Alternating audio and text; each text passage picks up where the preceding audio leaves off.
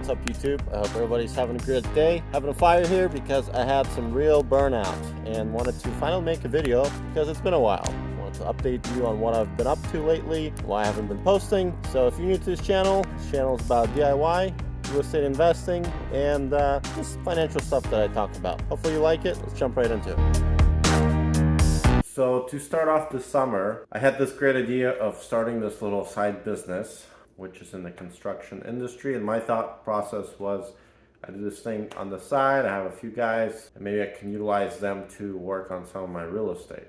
During the course of the summer, it got extremely busy with the different projects I was doing, and I invested a lot of money into tools and equipment that I needed to do this. Basically, over the course of 4 months, I realized that this is not my best use of time.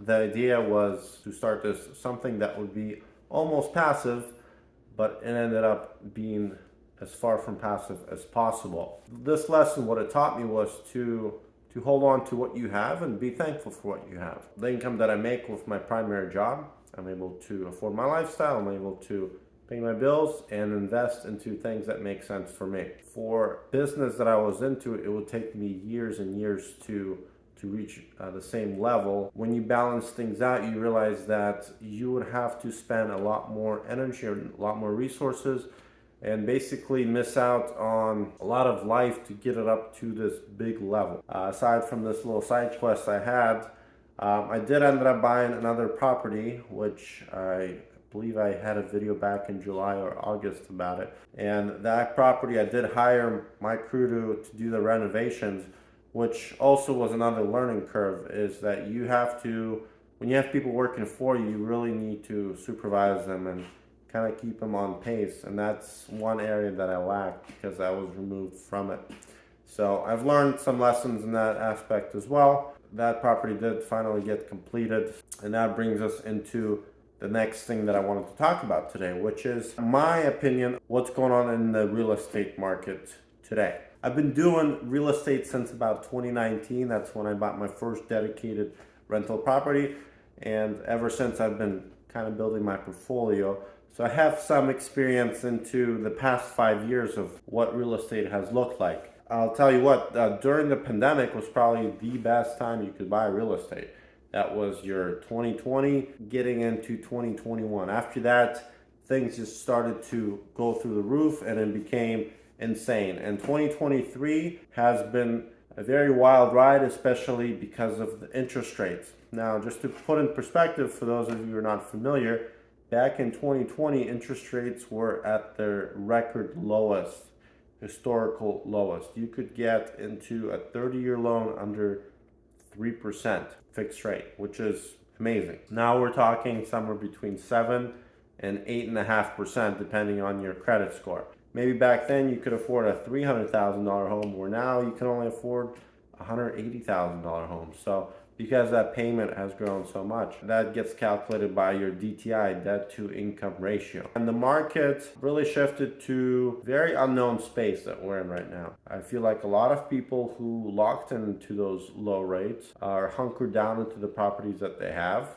They don't want to sell their home and go buy a more expensive home and pay double the payment that they're paying today, which reduces your amount of inventory that's available. And at the same time, people are realizing that due to inflation, everything's going up in price. The cost of cars, the cost of your home goods, the cost of services, everything is going up. So our money is actually losing value. They look at real estate as a hedge against inflation. And those who understand finances, those who understand how markets work, they understand that you can put your money into real estate and it will shelter it from this inflation that we're experiencing. So there's still demand for real estate. There's still not enough real estate there. Prices haven't really come down. If we had a lot more inventory and rates were through the roof, everybody would want to unload it, but we have very limited inventory. So it's a very strange period right now. But the more reading I'm doing, the more listening I'm doing to people who have more experience than I do, I think a good safe forecast that they have is that we might be entering a recession. Jobs will be harder to come around by. People will have less money to spend. So right now is a good time to analyze what you have already and reduce your risk. Pad down your savings, pay off your debt. Let's say if you have a small portfolio or you have a large portfolio, and let's say you are leveraging, well, now if things go haywire, if half of your tenants lose their job, you still have to pay that mortgage. You might have those funds in reserve. Now, that being said, nobody really knows what's going to happen.